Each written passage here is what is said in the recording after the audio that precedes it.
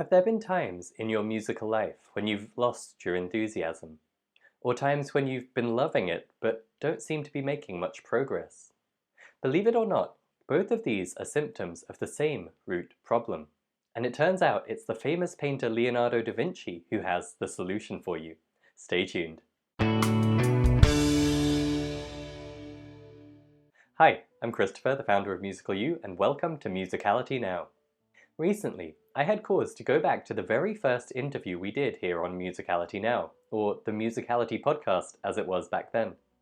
It was with Natalie Weber of the highly popular Music Matters blog, and she shared this wonderful analogy that has always stuck in my head ever since. It's a story from a book, The Piano Shop on the Left Bank, in which a teacher is talking to their student. And I'm going to paraphrase Natalie's telling of the story, so it may not end up being entirely true to the original book, but I think the point comes through clearly. The student is asking the teacher why they have to bother with all these drills and exercises instead of doing the interesting, fun, creative work. And the teacher explains how Leonardo da Vinci didn't just spend his life following inspiration and drawing whatever he was moved to draw. He became one of the greatest artists of all time through extensive practice drawing the raw component pieces, individual body parts like arms, legs, and heads, from a variety of angles, honing the ability to accurately capture those building blocks, so that when inspiration struck, his work on this codex of body parts meant that he could directly express his creative vision with great artistry and skill. The point being, the tedious legwork of honing your technical skills is what empowers you to feel free and creative and produce great art. And this goes way beyond the simplification which might be popping into your head right now. You need to work hard to achieve things. It's more subtle than that.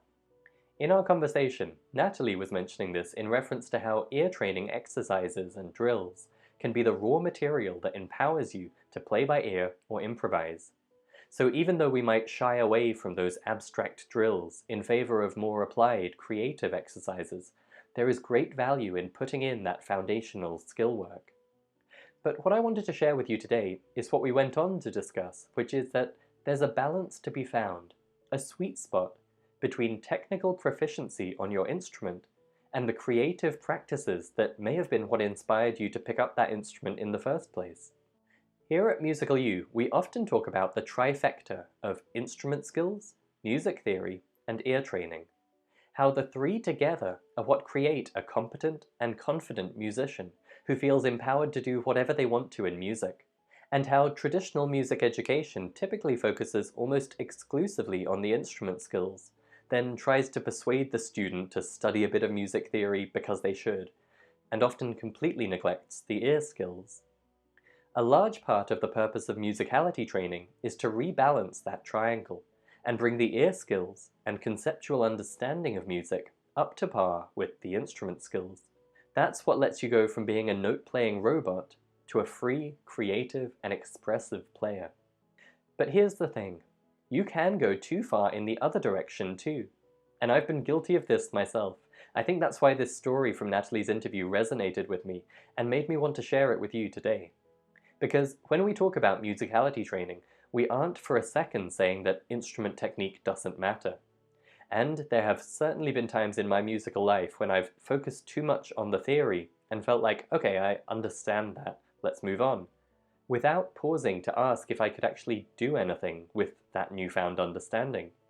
And there have been plenty of times, including at the moment, when I've focused almost exclusively on musicality training, and my instrument chops have got pretty rusty, so that when I come to try and apply my shiny new ear skills in creative ways, I find my fingers aren't quite up to the task.